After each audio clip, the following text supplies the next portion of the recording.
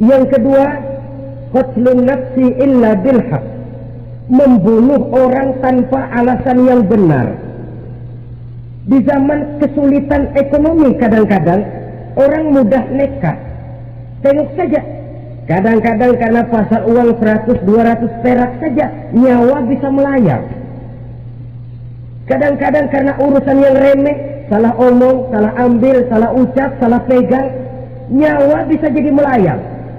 Alangkah murahnya nyawa, seakan-akan kita yang punya. Padahal nyawa itu hak milik Allah. Tidak pantas kita merampasnya, tidak pantas kita menghilangkannya dari jasad seseorang. Oleh karenanya, membunuh orang merupakan satu dosa yang sangat besar. Jangankan kepada orang yang seakidah, orang yang lain akidah saja pun, kalau dia hidup berdamai, rukun, berdampingan, kita harus melindungi. Apatah lagi teman seakidah sendiri. Saudara-saudara kaum muslimin rahimakumullah, pantas kalau Nabi menyatakan apabila dua orang Islam sudah saling berkelahi, berbunuh-bunuhan, al-qatil wal maqtul finnar, yang membunuh dan yang dibunuh dua-duanya sama-sama masuk neraka. Sahabat heran, ya Rasul, kalau yang membunuh masuk neraka sih wajar, tapi yang terbunuh kok neraka juga, kenapa? Kata Rasul, sebenarnya dia juga cuma sudah niat untuk membunuh, cuma keduluan saja. Andai kata dia tidak terbunuh, tentu dia yang akan membunuh. Saudara-saudara kaum muslimin rahimakumullah, Islam sesuai dengan namanya adalah agama damai. Kita tidak boleh mencari-cari musuh, walaupun tidak boleh lari kalau bertemu musuh. Oleh karenanya, pantang seorang muslim menimbulkan benih keonaran menjadi biang kerok buat lingkungannya. Sesuai dengan namanya, seorang muslim adalah seorang yang dalam hidup senantiasa berusaha menebarkan salam, menebarkan kedamaian, ketenangan dan ketentraman. Dengan prinsip musuh jangan dicari, bertemu pun jangan lari. Yang ketiga, termasuk dalam kelompok dosa besar ini, surbul khamr, meminum minuman keras. Termasuk di dalam kata khamr ini ganja, morfin, narkotik. Sebab apa? Jenis minuman semacam itu tidak hanya merusak keadaan sekarang, tapi sekaligus merusak kehidupan yang akan datang. Kalau itu jatuh di tangan generasi muda, artinya kan merusak kehidupan masa depan daripada suatu bangsa. Karena apa? Remaja dan pemuda merupakan bentuk miniatur daripada kehidupan bangsa. Akan bagaimana warna umat Islam di Indonesia, bahkan akan bagaimana warna Indonesia 30, 40, 50 tahun yang akan datang, remaja sekarang jawabannya. Kalau remaja kita sekarang ini kerjanya cuma bisa nyekek botol, insya Allah bangsa Indonesia 30-40 tahun yang akan datang akan tumbuh menjadi bangsa teler. Tidak banyak yang bisa kita harapkan. Remaja adalah gambaran masa depan dari satu bangsa, dari satu umat. Dan remaja itu di dalam dirinya secara fitrah terkumpul semua bakat, terdapat semua kemungkinan.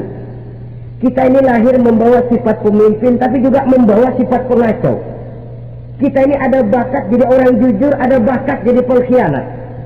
Kita ini ada bakat menjadi orang baik-baik, kita juga punya bakat jadi biang kerok. Kita kemungkinan bisa jadi pemimpin bangsa, tapi juga bisa menjadi pemimpin bangsa. Nanti lingkungan dan pendidikan akan menumbuhkan, membentuk mana yang tumbuh lebih subur. Kalau lingkungan dan pendidikannya lebih banyak bercerita tentang kejujuran, maka nilai kejujuran yang akan tumbuh lebih banyak dalam jiwanya. Dan insya Allah diharapkan dia akan menjadi manusia yang jujur di kelak kemudian hari nanti. Dan masalah minuman keras ini sebenarnya berkait. Kita tidak bisa cuma menyalahkan remaja saja, menyalahkan pemuda saja, karena bagaimanapun masalahnya kompleks. Menghancurkan sesuatu tanpa melihat kausalnya, tanpa melihat sebab akibatnya, kan sama juga bohong.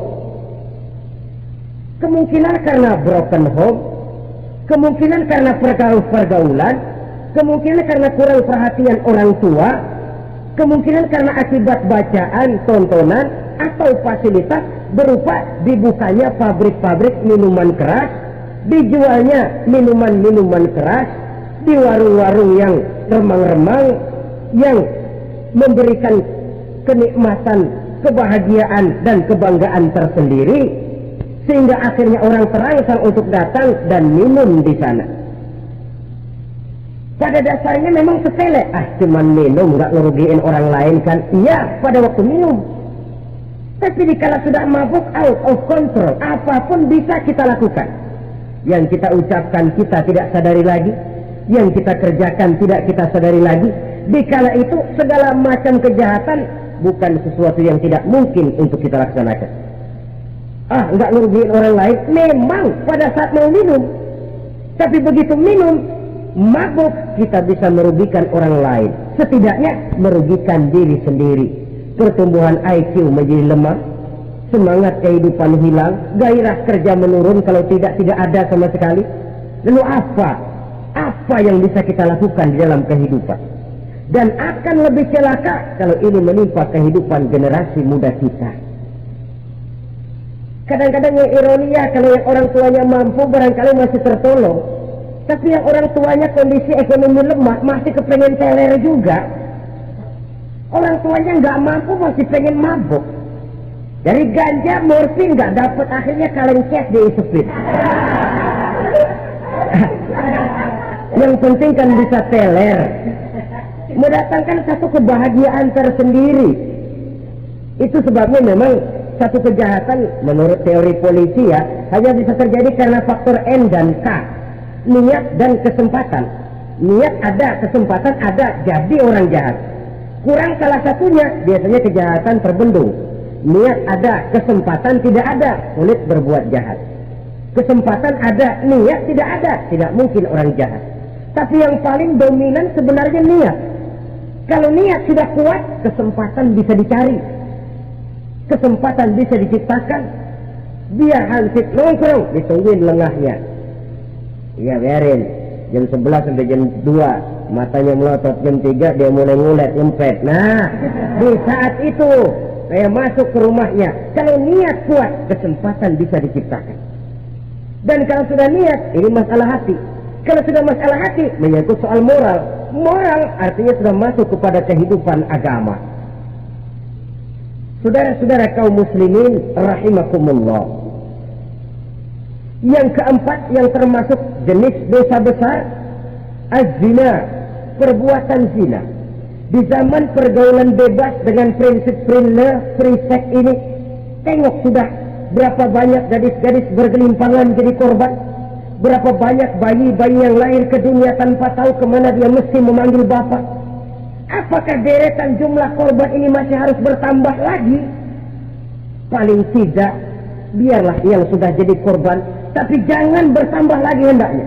Masing-masing kita berupaya menahan diri, termasuk dalam kategori zina ini, yang merupakan cabang-cabangnya liwat, homoseks, lesbian, masturbasi.